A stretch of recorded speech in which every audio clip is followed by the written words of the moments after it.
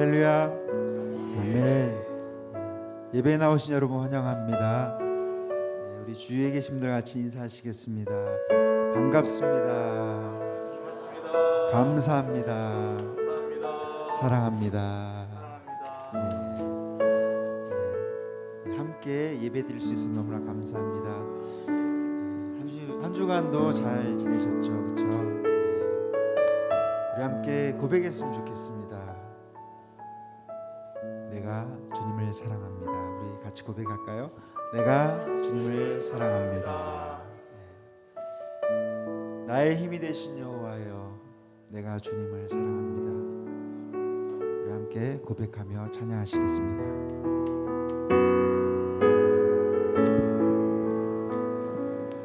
나의 힘이 되신 여호와여, 내가 주님을 사랑합니다. 주는 나의 반석이시며 나의 요새시라. 주는 나를 건지시는 나의 주, 나의 하나님, 나의 피할 바위시여, 나의 방패시라.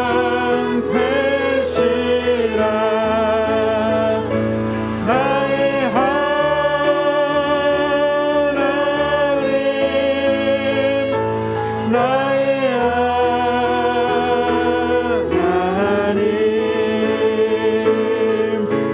구원의 불이시여,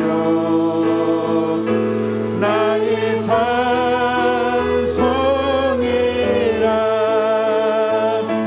나의 하나님, 나의 하나님, 그는 나의 여호와,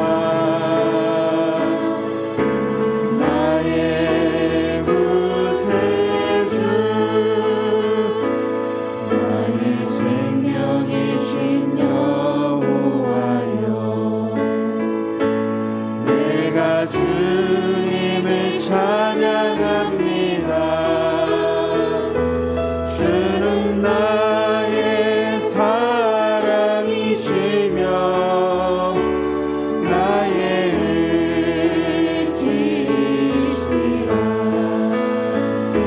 주는 나를 이끄시어 주의 길 인도하시며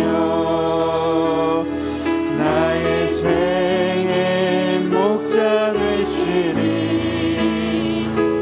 내가 따르리라.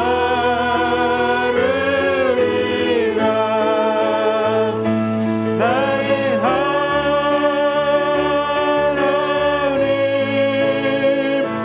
나의 하나님, 생명의 면류관으로 내게 씌우소서. 나의 하나님, 나의 하나님, 나의 하나님, 그는 나의 여호와, 나의 구세주, 나의 하나님, 나의 하나님, 나의 하나님, 그는 나의 여호와, 나의 구세주.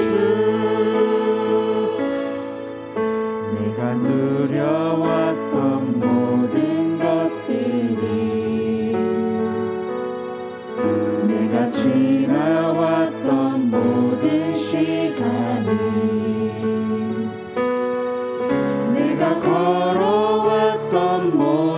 순간이 당연한 것 아니라 은혜였소. 아침 해가 뜨고 저녁에 노을 봄의 꽃향기와 가을의 열매 변하는 계절의 모든 순간이 당연한 것 아니라 은혜였소. 모든 것이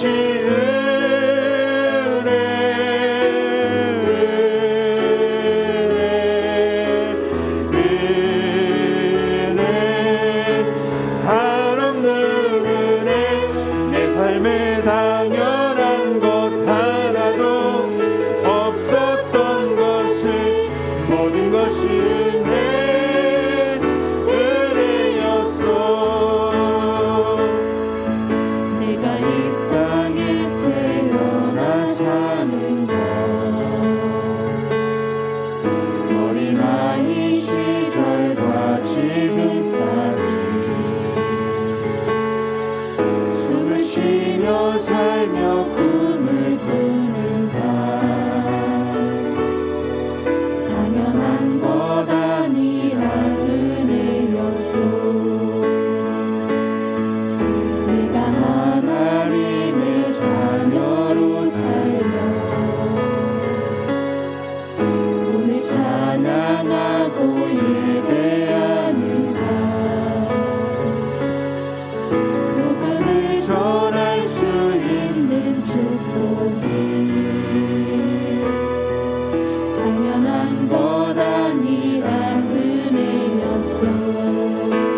모든 것이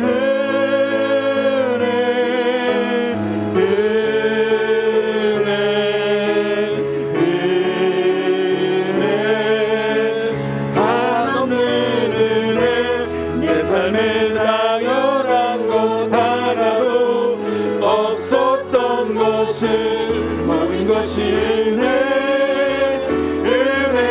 모든 것이 모든 것이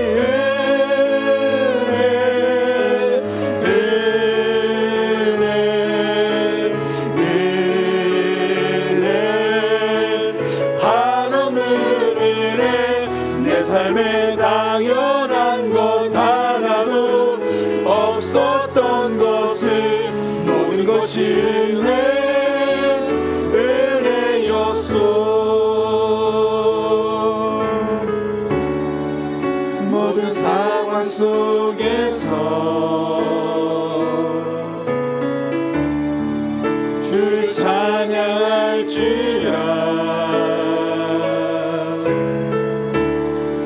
주는 너의 큰 산들 큰 도움이시라.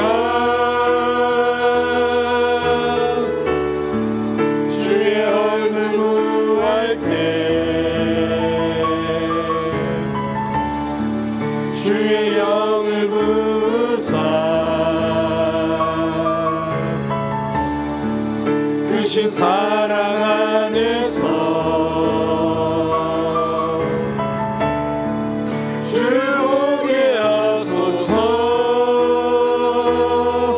내 영혼이 확정되고 확정되어 싸우니 믿음의 눈들어 주를 바라봅니다. 내 영혼이 확정되고 확정되어 싸우니 믿음의 눈들어 주를 바라봅니다. 내 영혼이 확정되고 확정되어 싸우니 믿음의 눈들어 주를 바라봅니다. 내 영혼이 확정되고 확정되어 싸우니 믿음의 눈들어 주를 바라봅니다. 예수 이름이여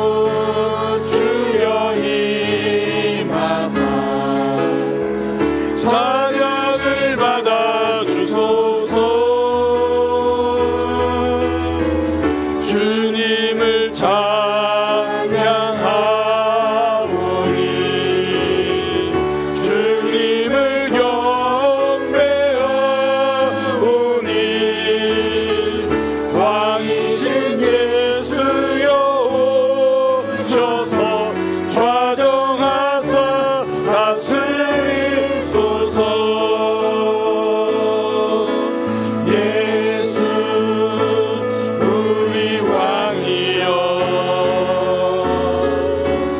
이곳에 오소서 보좌로 주여 임하사 찬양을 받아 주소서 주님을 찬양하오니 주님을 경배하오니 왕이신 예수여 오셔서 좌정하사 다스리소서 우리에겐 소원이 하나 있네 주님 다시 오실 그날까지 우리 가슴에 새긴 주의 십자가 사랑 나의 교회를 살게 하네 주의 교회를 향한 우리 마음 희생과 포기와 가난과 고난 하물며 죽음조차 우릴 막을 수 없네 우리 교회는 이 땅에 그만 교회를 교회되게 예배를 예배되게 우릴 사유하소서 진정한 부흥의 날 오늘 임하도록 우릴 사유하소서 교회를 교회되게 예배를 예배되게 우릴 사유하소서 진정한 부흥의 날 오늘 임하도록 우릴 사유하소서 성령 안에 예배하리라 자유의 마음으로 사랑으로 사역하리라 교회는 생명이니 교회를 교회되게 예배를 예배되게 우릴 사유하소서 진정한 부흥의 날 오늘 임하도록 우릴 사용하소서 5월 가정의 달을 맞이해서 계속해서 가족들을 향한 기도 제목 함께 나누고 기도하고 있습니다. 5월은 5째 주가 있네요. 우리가 가정을 위해서 더 기도해야 한다라는 의미로 저는 그렇게 받아들이고 있습니다. 오늘은 특별히 우리 배우자만을 위해서 기도하기 원합니다. 하나님이 나에게 주신 소중한 사람, 하나님 소중하게 대하지 못할 때가 있었습니다. 사랑하는데 다 표현하지 못할 때가 있었고 다른 모습으로 표현할 때가 많았습니다. 하나님, 주님께서 주신 소중한 사람 소중하게 여기겠습니다. 귀한 사람 주셔서 너무 감사합니다. 우리 그렇게 배우자를 위해서 기도하고요. 우리 청년들, 학생들은 나에게 주실, 허락하실 그 배우자를 위해서 기도했으면 좋겠습니다. 하나님께서 우리가 늘 배우자를 위하여 우리가 하나님 앞에 기도해야겠지만 오늘 특별히 또 그렇게 기도하고요. 또 혹여나 홀로 되신 분들은 내가 가장 사랑하는 이들, 자녀가 될 수도 있고 우리 주변의 지체들 될 수도 있고 우리 그분들을 위해서 우리 함께 기도하고요. 예배를 위해서 우리 기도하겠습니다. 함께 기도하겠습니다. 하나님, 우리에게 소중한 배우자를 허락하여 주셔서 감사합니다. 하나님께서 허락하신 소중한 사람인데 하나님 소중하게 대하지 못할 때가 있었습니다.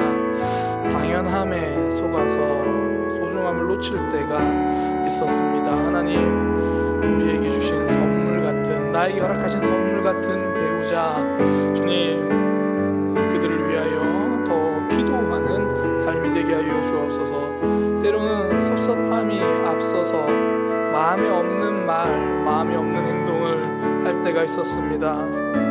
마음을 알아주지 못하고 내 마음 알아주지 못하는 모습에 주님, 아픈 말을 할 때도 많았습니다. 주님, 지난 우리의 삶은 주님께서 용서해 주시고 또 우리 배우자에게는 더 사랑으로 더 소중하게 표현하며 사랑하게 하여 주옵소서.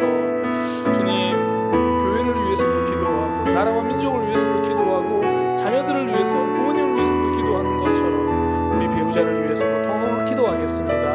주님, 붙들어 주옵소서. 우리 청년들, 학생들, 주님께서 예비한 배우자 위하여 기도하고 아름다운 모습으로, 거룩한 모습으로 준비되어지게 하여 주옵소서. 주님, 우리에게 주신 소중한 이들 소중하게 대할 수 있는 마음 허락하여 주옵소서. 주님, 이 시간 예배를 위하여 기도합니다. 예배의 자리에 나아가기 원합니다. 예배자로 나아가기 원합니다. 주님, 시간이 되어서 온 것이 아니라 시간을 드리기 위해서, 내 삶을 드리기 위해서 왔습니다. 주님, 드려지는 예배가 되게 하여 주옵소서.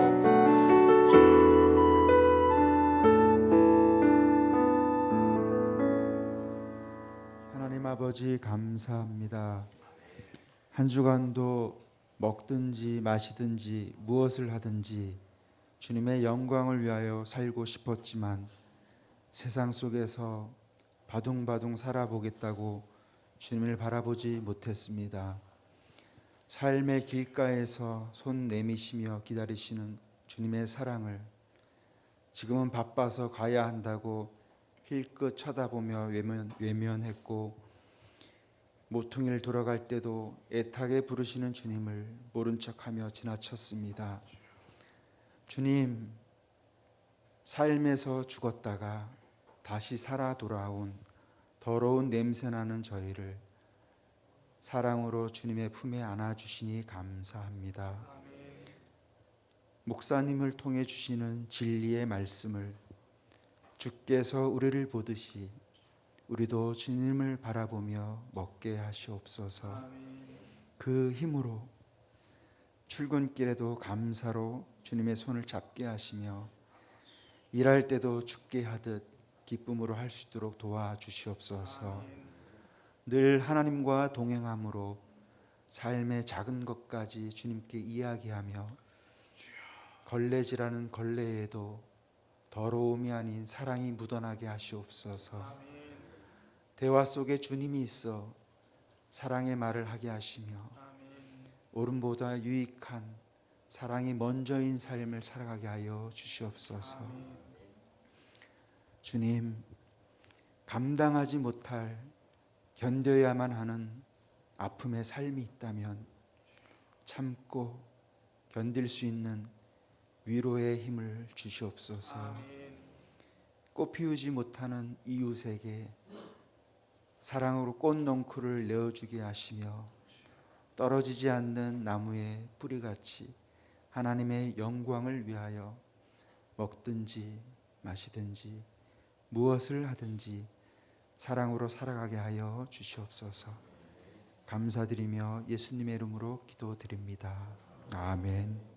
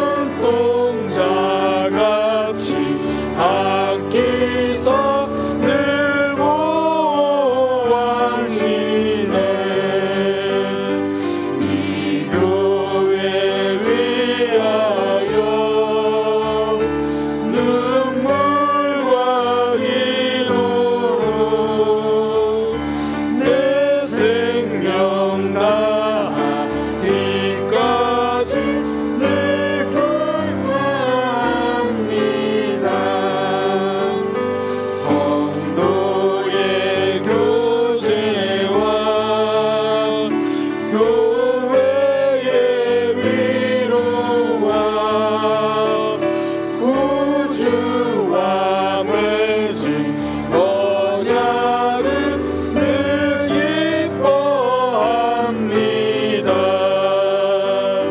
하늘의 영광과 베푸신 은혜가 진리와 함께 영원히 지원에 넘치네.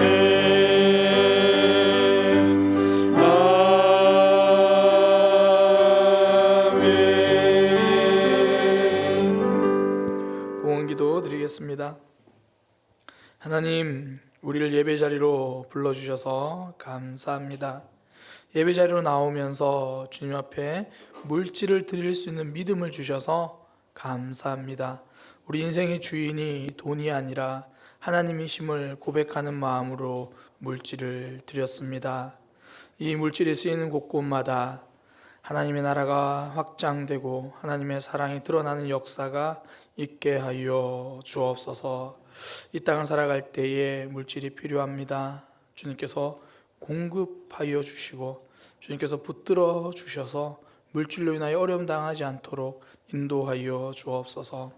믿음으로 살아갈 때에 물질이 시험되기도 합니다.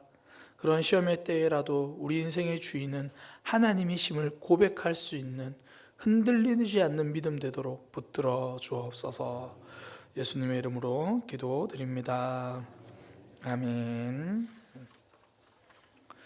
교회 소식입니다. 예배에 참석하신 분들을 주님의 이름으로 환영합니다. 두 번째 광고, 지난주부터 광고 드리고 있죠. 부모님 전도신방을 신청받습니다.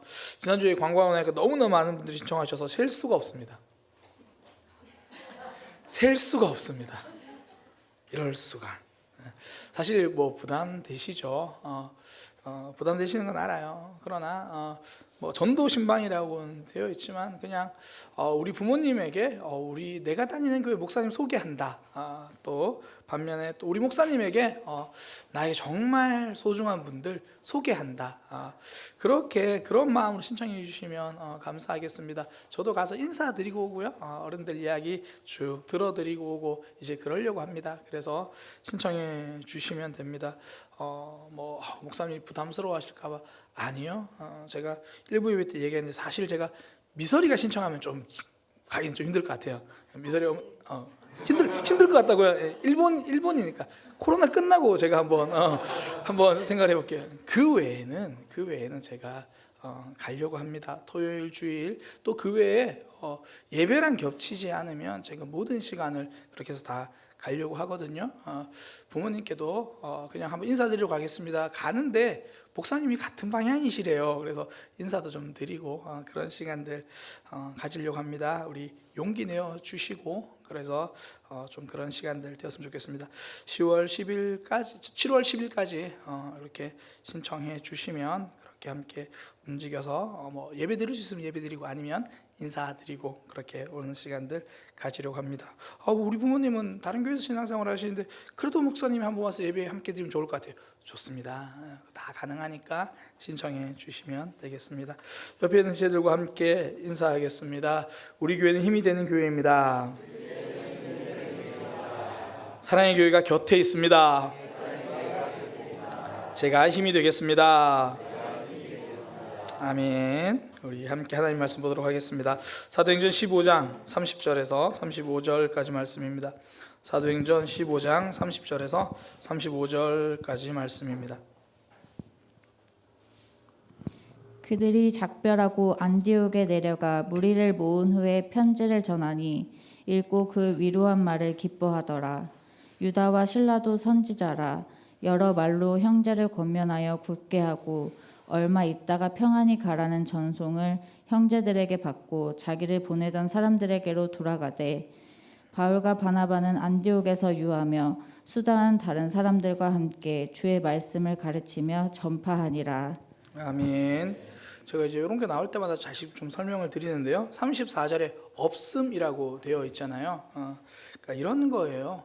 그 예를 들어 이제 사도행전은 누가가 기록했거든요. 누가 기록했어가 아니라 이름이 누가입니다. 그러니까 누가가 기록했는데 누가가 기록한 그 원본이 남아 있으면 좋은데 그 원본은 남아 있지 않거든요. 그러니까 많은 사본들이 남아 있으니까 막 이제 다시 뺏겨 쓰고 그러다 보니까 이 사본들을 봤는데 어떤 데는 33절 다음에 무슨 이야기가 있어요. 또 어떤 데는 없어요. 그래서 이거 어떤 게 맞는 것이라고 고민을 하는데 보니까 진짜 원본에 가까운 거 보니까 없는 게 맞는 것 같아요. 그런데 또 다른 데는 많이 있으니까 갈로에서 없음하고요. 성경책 밑에 보면 제 밑에 작은 글씨 읽어보면 되게 재밌거든요. 거기 보면 적혀 있어요. 어떤 사본에는 신라는 거기에 머물러 있었다라는 그런 내용이 있어요. 또 하나는 이렇게 사본들을 보다 보니까 분명히 여기 내용이 들어있는데 뭔지는 잘 모르겠다. 그럴 때는 갈로에서 없음이라고 이렇게 기록해 놓습니다. 그래서 없음은 그런 의미구나. 그리고요 성경을 보실 때 제일 밑에 작은 글씨들 읽어보면 되게 재밌어요. 읽어보면 되게 재밌어요. 그래서 뭐 그 혹은 헬 이렇게 되어 있는 거는 헬라어, 그리스어는 뭐 이런 의미다 뭐 그런 거기도 하고요. 그래서 읽어보시면 재밌습니다. 그래서 없음이라고 되어 있는 거는 오늘 이제 우리 김선복 청년이 잘해줬는데 봉독할 때는 안 읽으시면 돼요. 갈로에서 없음 되는 거 안 읽으시면 되고 갈로에 놓고 다른 거 적혀 있는 거는 읽으시면 돼요. 적혀 있는 거 읽으시면 되고 이제 그렇게 된다. 한번 이렇게 이런 것들이 나올 때마다 제가 기회가 되면 설명을 좀 드리겠습니다. 사도행전 15장 30절에서 35절 말씀을 통해 교회는 사랑과 말씀을 함께 먹는 공동체입니다 라는 제목으로 하나님 말씀 증거하도록 하겠습니다. 교회는 사랑과 말씀을 함께 먹는 공동체입니다. 이 엄지손가락을 보고요 나머지 네 손가락이 이런 생각을 하는 거예요. 키도 작고 제일 못생겼으면서 항상 자기가 최고인 줄 아는 놈. 검지손가락은 혼자서 그 생각을 해요. 일은 내가 제일 많이 하는 것 같고 나 혼자만 일하는 것 같고 그러니까 다른 손가락들을 보면서 좀 억울하고 미운 거예요. 가운데 중지를 보면서 다른 손가락들이 이렇게 생각합니다. 키는 멀겋게 크면서 항상 사람들 욕만 하는 놈. 이제 그렇게 생각하는 거예요. 다른 손가락이 이 약지 네 번째 있는 손가락을 보고 좀 못마땅한 거예요. 늘 사치하는 녀석. 보석만 보면 사족을 못 쓰는 놈 이렇게 생각하는 거죠. 마지막 애지를 보면서 귀여운 척은 혼자 다 하면서 정작 크게 도움도 안 되는 녀석. 그러니까 다섯 손가락 중에 같은 손가락이 하나도 없다 보니까 서로를 보고 못마땅하고 서로를 보면서 늘 불만인 거예요. 그런데 소중한 걸 잡으려면 모든 손가락에 힘을 줘야 놓치지 않을 수 있습니다. 그리고 모든 손가락이 함께 웅크리고 있어야 단단한 것도 부술 수 있는 주먹이 됩니다. 다섯 손가락은 함께 모여서 손이 됩니다. 서로 달라서 불편하고 힘든 건 손가락만은 아닌 것 같아요. 요즘 이제 첫 직장을 그만두는 사람들의 비율이요 87.6%나 된다고 합니다. 1년 안에 그만두는 비율이 87.6%. 근데 그 퇴직 사유 중에 1위가 뭐 생각하시는 것처럼 대인관계의 스트레스입니다. 일이 힘들어서 그만두는 게 아니라 사람이 힘들어서 그래요. 심지어 이 교회 안에서도 가장 힘든 게 사람입니다. 그럼에도 불구하고 하나님은 성도를 교회로 공동체로 불러주셨습니다. 혼자 신앙생활 하는 거는 아니라는 거예요. 그러니까 손가락이 함께 모여서 손이 되는 것처럼 성도 한 사람 한 사람 같이 불러서 교회 공동체로 만들어 주셨다라는 거죠. 이유가 무엇입니까? 왜 하나님은 우리를 함께 모여 신앙생활을 하도록 하셨습니까? 솔직히 때로는 혼자가 좀 더 편하다는 생각이 들잖아요. 그래도 함께 하게 하신 이유가 있다라는 거예요. 그 이유를 알아야 이 함께함으로 더 강해지고 함께함으로 더 유익해지는 그 방법도 알게 되는 거거든요. 오늘 본문을 통해서 하나님은 왜 우리를 함께 있도록 하게 하셨는가? 본문에 나타나 있는 내용 세 가지를 좀 함께 나누려고 합니다. 먼저는 위로고요. 위로. 두 번째는 권면이고 세 번째는 가르침이에요. 함께 있으면서 서로 위로받게 하셨고 함께 있으면서 권면 서로 하게 하셨고 함께 서로 말씀을 가르치고 배우는 그런 관계가 되도록 오늘 본문에서 그렇게 알려주십니다. 이제 안디옥 교회로 바울과 바나바가 돌아왔잖아요. 우리가 지난주에 살펴봤습니다. 돌아오면서 예루살렘 교회 편지를 가지고 와요. 제가 공문 같은 거다 말씀을 드렸어요. 그리고 오면서 이 바사바라고도 하는 유다 그리고 실라 예루살렘 교회에 있던 지도자들을 함께 이제 돌아왔어요. 그때 함께 와서 안디옥 교회의 이 세 가지 모습이 나타나는 거예요. 위로와 권면과 가르침이 나타납니다. 31절에 보니까 안디옥 교회가 위로를 받았다 그래요. 그러니까 예루살렘 교회에서 보낸 편지 그 공문 보고 위로를 받았다. 32절에 보니까 유다와 실라, 그러니까 바사바가 유다죠. 유다와 실라가 안디옥 교회 성도들을 권면했다라고 말해요. 권면이죠. 35절에 보니까 바울과 바나바가 안디옥 교회에 있으면서 주님의 말씀을 가르쳤다 그렇게 이야기해요. 가르침이죠. 그러니까 하나님이 우리를 함께 불러주신 공동체로 세우신 이유가 그 안에 위로가 있게 하심이고 그 안에 권면이 있게 하심이고 그 안에 가르침이 있도록 그렇게 한 거죠. 이 세 가지를 살펴보기 앞서서요, 제가 위로와 권면이란 이 단어, 이 두 단어의 이 헬라어를 잠시 좀 설명하려고 해요. 왜 그러냐면 이 번역은 위로하고 권면이라고 되어 있는데 이게 헬라어는 같은 단어예요. 이 파라클레토스라는 한 단어예요.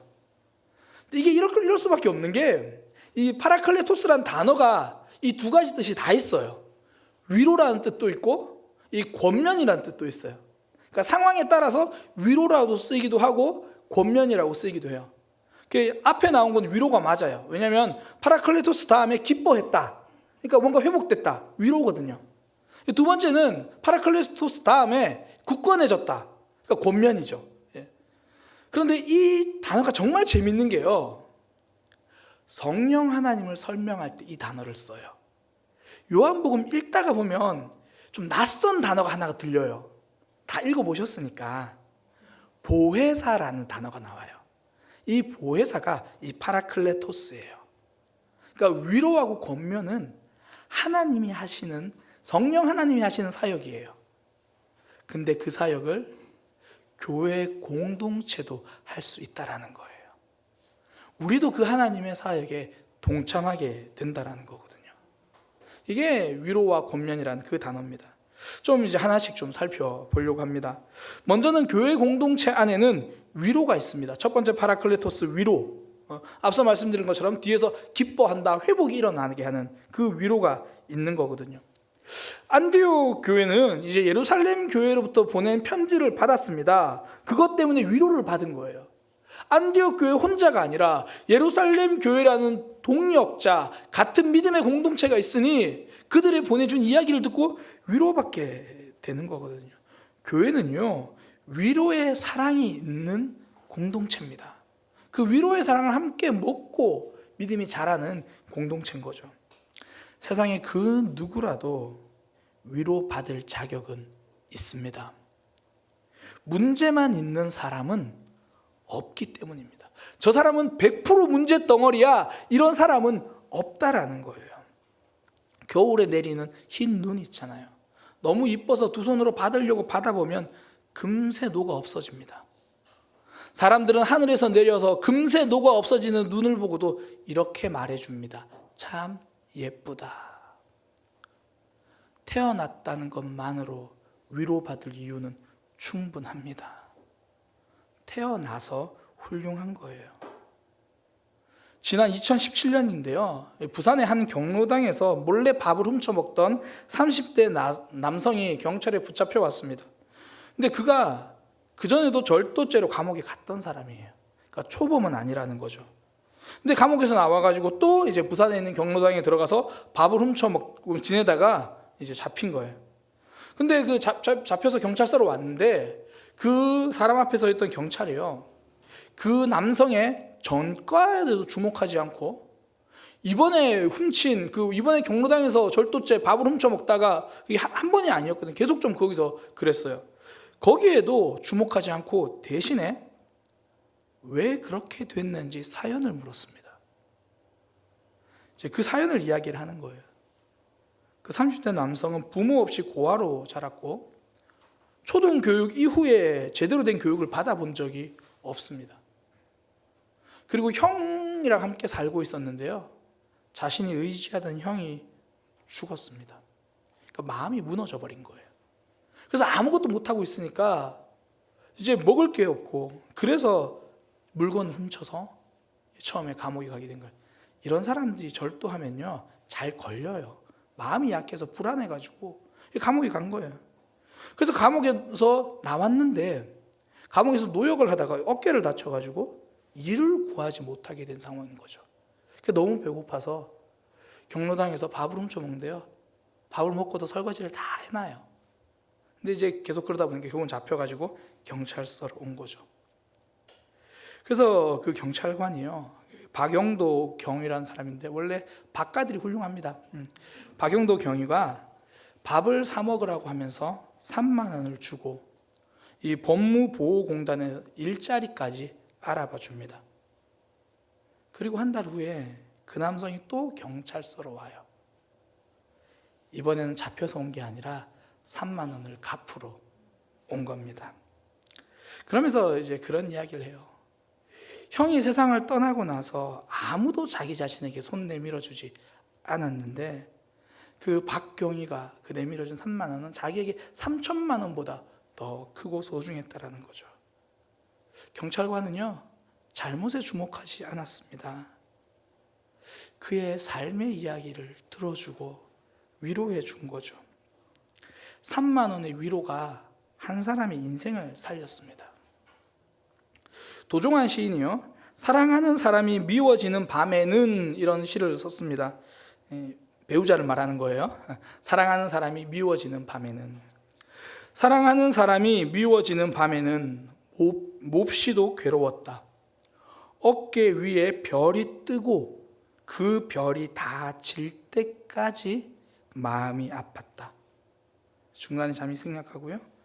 사랑하는 사람이 미워지는 밤에는 사랑도 다 모르면서 미움을 더 아는 듯이 쏟아버린 내 마음이 어리석어 괴로웠다. 상대방의 사랑 혹은 내 사랑, 그것도 다 모르면서 미움은 더 아는 것처럼 그걸 쏟아버린 자신의 어리석음이 더 괴로웠다. 사실 제가 이제 담임 목회자가 되고 나서요, 처음에는 후회 되게 많이 했어요. 흔히 말해서 이 깜냥도 되지 않는데 담임 목회자가 되었다라고 굉장히 많이 느꼈어요. 힘들기도 하고 또 죄송하기도 하고. 근데 제가 지금 생각해 보면요, 다른 건 몰라도 저 자신에게는 제가 담임 목사가 돼서 참 감사한 게 하나가 있어요. 제 속에 사랑이 조금 더 생겼어요. 저는 부교육자 때도 늘 잘못된 거 알려주기에 좀 바쁜 사람이었거든요. 근데 이제 성도님들의 삶을 알아가는 사람, 가끔씩은 조금씩 알아주는 사람이 되어 가고 있는 거예요. 그러니까 부교육자 때는 연약한 모습을 보면요, 왜 저럴까 그런 생각이 먼저 들었어요. 근데 요즘은요, 그럴 수도 있지라는 생각이 먼저 들어요. 그러니까 판단이 많던 마음에 조금씩 이해가 들어가기 시작하더라고요. 그러니까 위로는 상대방의 삶을 알아주는 겁니다. 안디옥 교회 성도들이 위로받은 그 편지 내용을 우리가 지난주에 살펴보았잖아요. 너희 교회의 지도자였던 바나바와 바울이 틀리지 않았다, 그거 말해줬잖아요. 그들의 신앙을 알아준 거죠. 그들의 믿음 생활을 알아주고 이해해 준 겁니다. 마더 테레사 수녀 굉장히 유명하잖아요. 그분이 이렇게 말씀하셨어요. 당신이 누군가를 비판한다면 그 사람을 사랑할 시간은 사라지게 됩니다. 그러니까 먼저 판단하게 되면 상대방의 마음을 알아갈 수 있는 타이밍을 놓치는 거예요. 어떤 분은 이렇게 알아주라고 했더니 내가 알아보려고 합니다. 혼자 분석하고 판단하고 결정하는 거예요. 저 사람이 왜 저랬을까? 그러면서 혼자서 결정을 내려요. 도저히 이해 못하겠다. 왜 저랬지? 내가 알아가는 게 아니라 있는 그대로 알아주는 거예요. 그냥 듣는 거죠. 로마서에 나온 유명한 말, 우는 자들과 함께 울어주라. 저 사람 왜 울까? 이유를 생각하지 말고 그냥 울는 그 마음을 알아주면 같이 눈물이 나는 거죠. 양로원에서 그 밥을 훔쳐먹은 그 남성의 삶을 바꾼 거는 그 이야기를 들어준, 그냥 그 아픔을 알아준 박용도 경위 때문이죠. 판단이 아니라 알아줌입니다. 하나님께서 우리를 믿음의 공동체로 만들어주신 이유가 있습니다. 서로 간의 아픔을 알아주고 연약함을 알아주는 것이 교회 공동체에 필요하기 때문이죠. 서로를 위로해주는 공동체가 되도록 하기 위해서입니다. 앞서 말씀드린 것처럼 이거 성령 하나님의 일하심이거든요. 우리가 누군가를 위로한다면 성령님의 동역자가 될 것입니다. 두 번째 파라클레토스, 권면으로 번역되어 있는 건데요. 32절에 유다와 실라도 선지자라 여러 말로 형제를 권면하여 굳게 하고, 그런 권면이죠. 그러니까 안디옥 교회 성도들이 믿음이 자랄 수 있도록 그렇게 권면해 준 겁니다. 제가 앞서 문제만 있는 사람은 없기 때문에 100% 문제덩어리는 없기 때문에 모든 사람은 위로가 필요하다라고 말씀드렸어요. 권면은 반대로 생각하시면 돼요. 문제가 없이 100% 완전한 사람은 없기 때문에 모두에게는 권면이 필요합니다. 더 정확히 말하면 우리 모두는 더 성장할 가능성이 있기 때문에 권면을 듣는 거예요. 혹시 우리 중에 나는 이제 사랑이 완벽해서 사랑에 대한 권면을 더 이상 듣지 않아도 된다라고 자신 있게 말할 수 있는 사람이 있습니까? 그래서 우리는 사랑에 대한 권면을 또 들어야 합니다. 우리 중에 나는 이제 기도가 충분해서 더 이상 기도에 대한 말씀을 듣지 않아도 된다고 자신할 수 있는 사람이 있습니까? 없기 때문에 우리는 기도에 대한 권면을 내 이야기로 들을 수 있어야 합니다. 권면이 필요한 이유는요, 우리가 그만큼 부족하기 때문이 아니라 우리가 앞으로 더 성장할 수 있기 때문입니다. 그러니까 사람들이 권면에 민감하게 반응한 이유가 권면이 자꾸 공격이라고 생각하기 때문이에요.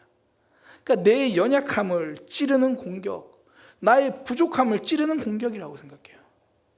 예수님은 하나님의 말씀을 무기처럼 휘두르지 않으셨습니다. 화분에 물 주듯이 그 무리들에게 하나님의 말씀의 물을 준 거예요. 그렇게 성장하고 자랄 수 있도록 더 온전한 모습이 되기를 기대하시면서 말씀을 선포하셨습니다. 이 마음을 하나님이 예레미야 선지자를 통해서 말씀해 주시잖아요. 너희를 향한 나의 생각, 하나님의 생각은 내가 안 하니 하나님이 아신다라는 거예요. 평안이다, 재앙이 아니다. 너희를 향한 미래의 소망이다, 희망이다. 하나님이 우리에게 권면하시는 이유는 너는 왜 그래 못 사냐 이게 아니라 너는 앞으로 더 훌륭하게 신앙생활을 할 수 있어. 더 아름답게 성장할 수 있어. 그래서 권면해 주시는 거죠. 미국의 에드워드 윌리엄 보크라는 사람이 있는데요. 굉장히 영향력 있는 언론인입니다. 그러니까 브루클린 매거진이라는 그 잡지사를 경영하는 사람인데요. 원래는 이제 네덜란드에서 태어나서 어린 시절, 소년 때 미국으로 이민을 가게 돼요.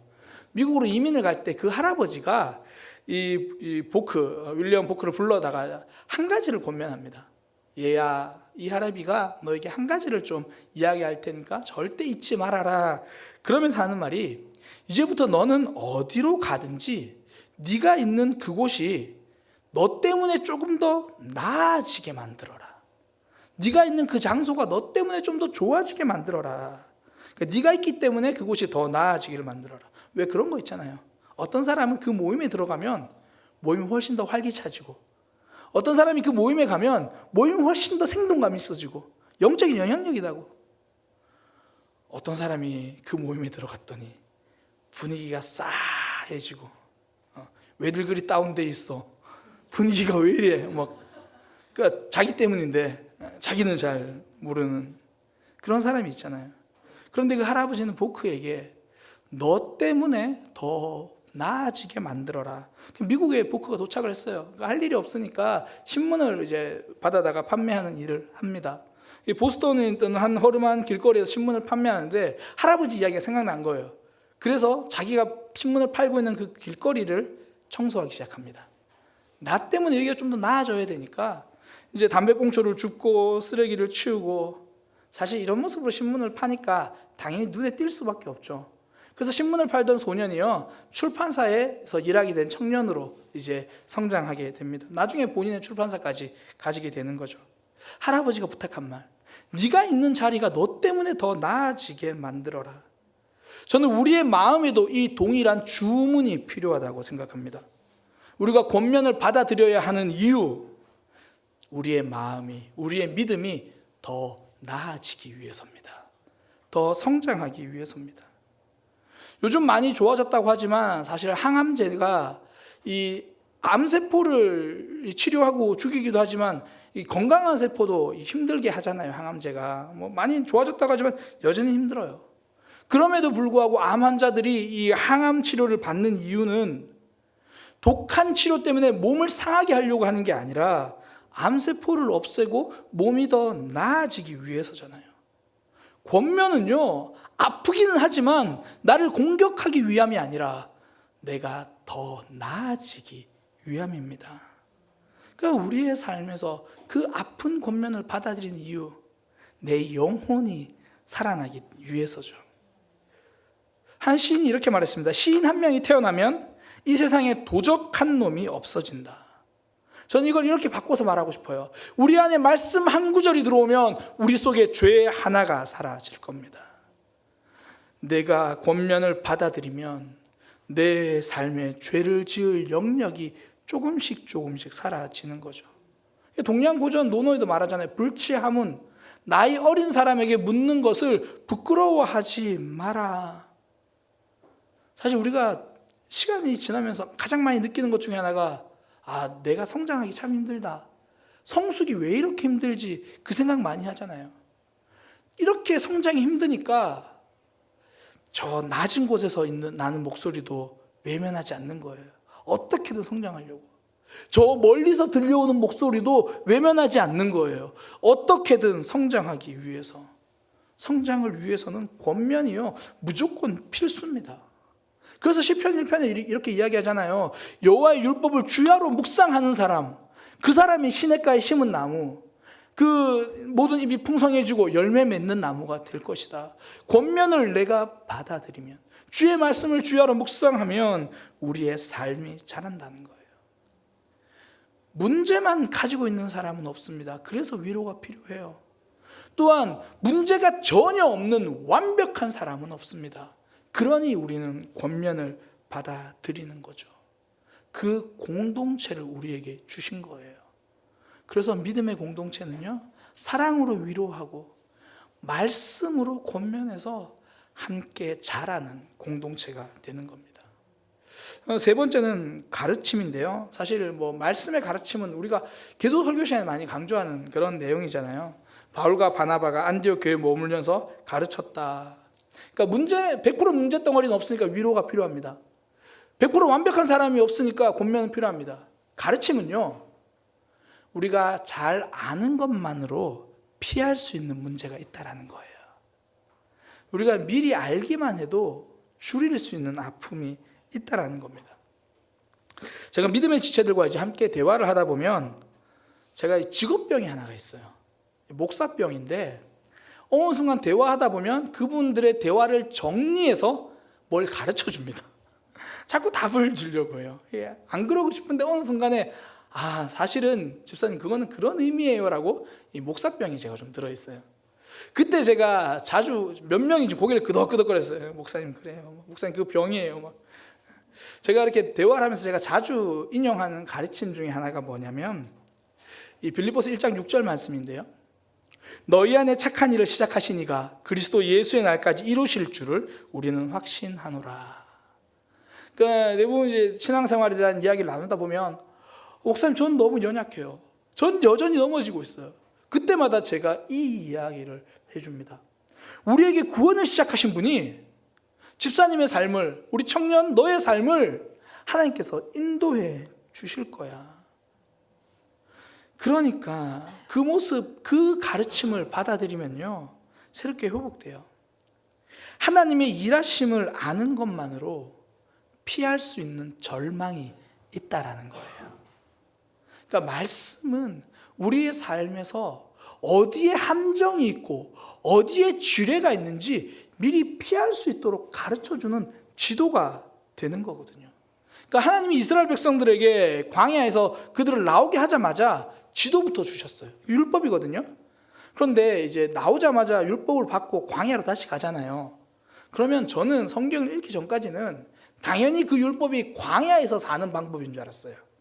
근데 읽어보면요, 광야에서 사는 방법은 별로 없고 대부분 가나안 땅에 들어가서 어떻게 할 건지에 대한 이야기예요. 미리 알려주시는 거죠. 뭐 이런 이야기입니다. 너희가 추수할 때, 광야에선 추수하지 않습니다. 가나안 땅에 들어간 거예요. 추수할 때 그 가장자리는 남겨둬라. 모서리까지 다 베지 마라. 왜? 거기는 가난한 자들, 먹을 것이 없는 자들, 내 땅이 없는 자들이 가져갈 몫이다. 아직 그 이스라엘 땅은 저 멀리 보이지도 않는데 그것부터 알려주시는 거예요. 또 뭐 신명기 17장에 뭐 왕에 대한 이야기가 나오거든요. 너희가 왕을 세울 땐 이렇게 세워라. 왕은요, 가나안 땅에 들어가서 400년이 지난 후에 처음으로 세워져요. 그런데 하나님은 미리 알려주시는 거죠. 위험에 빠지지 말라고. 그러니까 말씀은 우리가 함정에 빠졌을 때 빠져나오는 방법을 알려주기도 하지만 미리 함정을 피해갈 수 있는 방법을 알려줘요. 저도 이 큐티를 하다 보면 그럴 때가 있어요. 어떨 때는 큐티 할 때 반성문을 많이 쓰거든요. 내가 지난번에 또 왜 그랬지? 그런 회개가 많이 들어요. 하나님 앞에 더 신실해야겠다. 어떨 때는 그런 내용보다는 한 주간 특별히 말에 대한 실수가 없었는데, 사람을 안 만났으니까 한 주간 말에 대한 실수가 없었는데 이 말에 대한 유독 강조하는 말씀이 들려요. 그러면 어떤 생각이 드냐면, 오늘이나 내일 중에 분명히 내가 누군가를 만나서 말할 일이 생기겠구나. 그때 말을 조심해야겠다. 실제로 그날이나 그 다음날 일주일 안에 반드시 그런 일이 생겨요. 그리고 실수합니다. 잃어버려서요. 하나님은 지도를 주시는데 자꾸 잊어버려요. 그런데 그런 지도를 자꾸 보기 시작하면 10번 중에 1번은 피해갈 수 있어요. 10번 중에 2번은 피해갈 수 있어요. 그러니까 말씀은 우리가 피해갈 수 있는 그 지도를 주는 거죠. 어떤 분이 그러더라고요. 목사님, 오늘 그 말씀을 지난주에 해주셨으면 제가 안 넘어졌을 텐데. 그러니까 지난주에 넘어진 문제를 가지고 제가 설교를 했나 봐요. 걱정하지 않으셔도 돼요. 우리가 한 번 넘어진 문제 또 안 넘어지는가요? 우리 삶은 또 반복해서 넘어져요. 그러니 그 말씀을 지도처럼 붙들고 또 살아가는 거죠. 하나님은 그래서 우리 믿음의 공동체 안에 서로 간의 가르침이 있게 한 거예요. 저도 성도님들을 보면서 참 많이 배워요.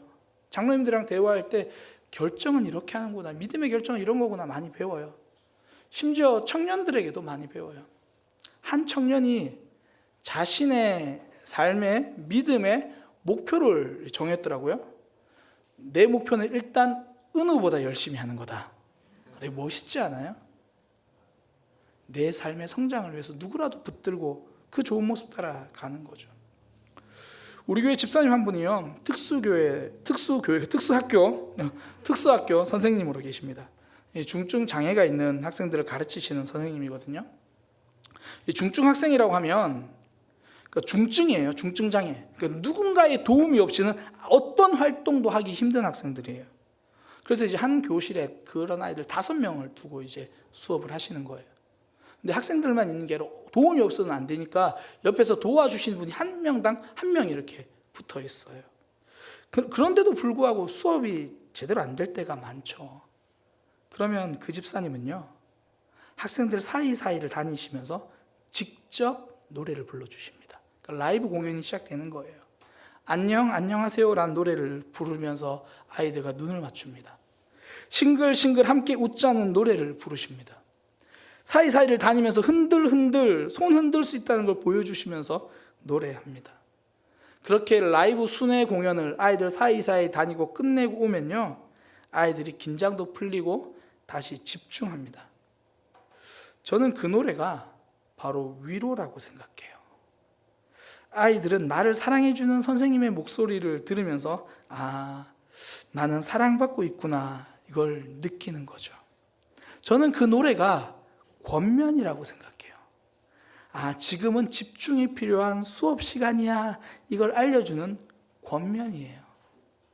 저는 그 노래가 학생들에게 가르침이 된다고 생각합니다. 좌절하지 마라, 포기하지 마라, 삶은 아름다운 거다. 성도는 서로에게 노래가 됩니다. 문제만 있는 사람은 없어요. 그래서 서로에게 위로의 노래를 불러주는 거죠. 그 마음 알아주는 거예요. 성도는 서로에게 권면의 노래가 되고 그 노래를 함께 듣는 거예요. 무엇보다 위로와 권면은 성령 하나님의 일하심이잖아요. 우리가 누군가를 위로할 때 성령님의 동역자가 될 겁니다. 우리가 누군가의 권면을 들을 때 성령님의 음성을 듣는 거예요. 또한 가르침을 통해서 삶을 이겨내며 함께 살아가는 거죠. 성도는 서로에게 아름다운 노래가 됩니다. 저는 우리가 이런 모습 되기를 소망합니다. 하나님의 마음 가지고 지체들을 만나고 지체들을 대하면서 위로와 권면, 가르침이 넘쳐나는 믿음의 공동체가 되기를 소망합니다. 우리 그런 마음으로 함께 찬양하겠습니다. 아버지, 당신의 마음이 있는 곳에 나의 마음이 있기를 원해요.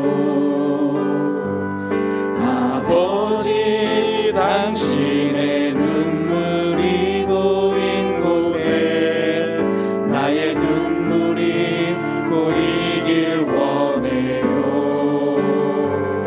아버지, 당신이 바라보는 영혼에게 나의 두 눈이 향하길 원해요. 아버지, 당신이 울고 있는 어두운 땅에 나의 두 발이 향하길 원해요. 나의 마음이 아버지의 마음 알아. 내 모든 뜻 아버지의 뜻이 될 수 있기를 나의 온 몸이 아버지의 마음 알아. 내 모든 삶 아버지, 당신의 마음이 있는 곳에 아버지, 당신의 마음이 하나님, 우리가 위로의 사람이 되기를 원합니다.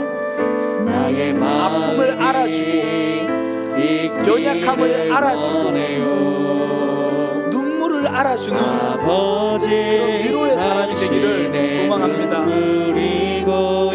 하나님, 권면을 듣겠습니다.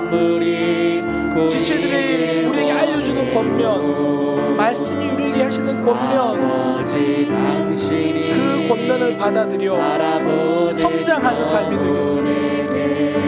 더 이상 정체하지 않고 아름답게 자라나기 원합니다. 아버지, 당신이 울고 있는 어두운 땅에 나의 두 발이 향하길 원해요. 나의 마음이 아버지의 마음 알아. 내 모든 뜻 아버지의 뜻이 될 수 있기를 나의 온 몸이 아버지의 마음 알아. 내 모든 삶 나의 마음이 아버지의 마음 알아. 나의 마음이 아버지의 마음 알아. 내 모든 뜻 그릇이 될 수 있기를 나의 온몸이 아버지의 마음 알아 내 모든 삶 당신의 삶 되기를. 하나님, 저는 말주변이 잘 없어요. 그러나 저에게 귀를 주셔서 감사합니다. 지체들의 삶을 들어주고 알아주는 위로의 사람이 되게 하여 주옵소서. 사랑의 교회를 떠올릴 때 사람들이 위로의 자리를 떠올릴 수 있는 그런 우리 공동체가 되게 하여 주옵소서. 하나님, 완악한 저를 더 성장의 자리로 이끌기 위해서 계속 권면해 주시니 감사합니다. 성장을 위해 권면을 들을 수 있는 열린 영혼이 되게 하여 주옵소서. 하나님, 말씀의 가르침을 받아 말씀이 인도하는 대로 걸어가겠습니다. 자꾸 잊어버려서, 자꾸 말씀을 놓쳐버려서 넘어질 때 많지만 이번 한 주 또 말씀의 지도 보고 죄를 피해서 살아가 보겠습니다. 오늘 말씀 한 구절이 우리 마음속에 들어와 죄 하나가 사라지게 하여 주옵소서. 우리 이 시간 들은 말씀 이 세 가지 놓고 기도하기 원합니다. 하나님, 위로의 사람이 되게 하소서. 권면을 듣게 하소서. 가르침을 붙들고 살아가게 하여 주옵소서. 우리 그렇게 함께 기도하겠습니다. 하나님, 위로의 사람이 되기 원합니다. 주님, 우리 공동체가 위로의 공동체가 되기 원합니다. 연약함을 안아주고 들어주고 연약함을 보며 그럴 수도 있지라고 우리가 먼저 받아주게 하여 주옵소서. 내가 알아내려고 하는 것이 아니라 그냥 곁에서 같이 울어주고 기도 제목 몰라도 눈물로 기도해주고 곁에 있어 알아주는 자 되게 하여 주옵소서. 어떻게 말해야 될지 잘 모를 때 두 귀를 열어 잘 들어주게 하여 주옵소서. 하나님, 주님께서 늘 권면하시는 그 권면을 이제 나의 이야기로 듣고 나에게 주시는 하나님의 성장을 위한 걸음임을 깨달아 그 말씀 듣고 받아들여 믿음의 아름다운 성장을 이루게 하여 주옵소서. 하나님, 말씀을 들을 수 있는 삶이 되게 하여 주옵소서. 마음이 열려지고 영혼이 열려지는 역사가 있게 하여 주옵소서. 주님, 말씀이 우리의 삶의 가르침이 되어서 오늘 들은 말씀을 내 마음에 새겨 죄 하나를 벗어버릴 수 있게 하여 주옵소서. 주중에도 성경 보고 주중에도 말씀 듣고 주중에도 말씀 읽어 하나님의 가르침을 붙들고 걸어가게 하여 주옵소서. 주님, 붙들어 주옵소서. 하나님, 우리 사랑의 교회가 서로에게 위로의 노래를 불러주게 하여 주옵소서. 마음을 알아주고 아픔을 들어줄 수 있는 공동체가 되게 하여 주옵소서. 또한 우리 모두가 하나님이 주시는 권면을 외면치 않게 하여 주옵소서. 지체들을 통하여 알려주시는 내용들, 말씀을 통하여 두드리시는 내용들, 성경을 통하여 정으로 우리의 심장을 쪼개듯이 쪼개시는 그 말씀을 피하지 않고 성장하게 하여 주옵소서. 이번 한 주간도 말씀을 마음에 붙들어 죄 하나를 덜어내기 원합니다. 성경을 읽고 말씀을 듣고 말씀을 묵상해서 죄의 함정을 피해갈 수 있는 삶이 되도록 인도하여 주옵소서. 삶 속에 벼락같이 말씀이 생각나서 거룩의 길을 걸어가게 하여 주옵소서. 이제는 우리 주 예수 그리스도의 은혜와 하나님 아버지의 크신 사랑과 성령 하나님의 역사하심이 서로가 서로에게 아름다운 위로가 되기를 원하며 권면을 받아들이고 가르침을 붙들고 살아가기를 소망하는 모든 이들에게 지금부터 영원까지 함께 있을지어다.